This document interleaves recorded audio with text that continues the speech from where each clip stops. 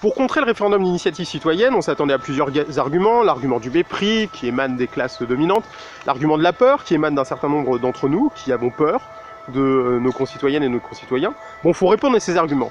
Puis il y en a un auquel je ne m'attendais pas du tout, et qui a été formulé il y a peu de temps par Richard Ferrand, le président de l'Assemblée nationale, qui consiste à dire que les démocraties qui utilisent le référendum sont entre les mains des lobbies, et notamment la Suisse.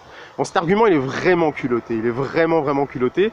Surtout quand il émane d'abord d'une personnalité comme Richard Ferrand, bon, qui n'a pas un pédigré non plus politique et judiciaire qui lui l'autorise à donner des leçons de morale aux autres, mais bon, ça passe, on a l'habitude. Mais surtout parce que c'est totalement faux.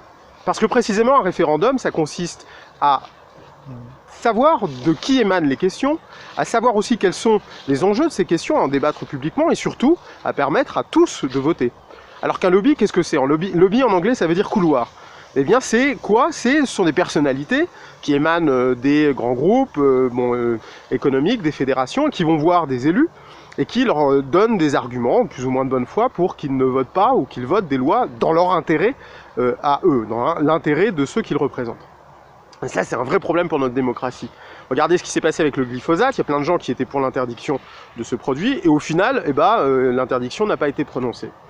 Et bien précisément, les référendums, ils ont été mis en place dans beaucoup de pays pour contrer justement ce pouvoir trop important des groupements d'intérêt économiques. Et c'est précisément ce qui s'est passé aux États-Unis notamment. Donc c'est totalement le contraire. Le référendum, il donnera beaucoup plus de clarté, beaucoup plus de transparence à notre démocratie et à la manière dont les décisions y seront prises. Donc à la rigueur, merci Monsieur Ferrand d'avoir prononcé cet argument de mauvaise foi. Ça nous permet de clarifier les choses et de défendre quelque chose qui donnera de la respiration à notre démocratie. Donc défendons le référendum d'initiative citoyenne, discutons-en et à nous la démocratie.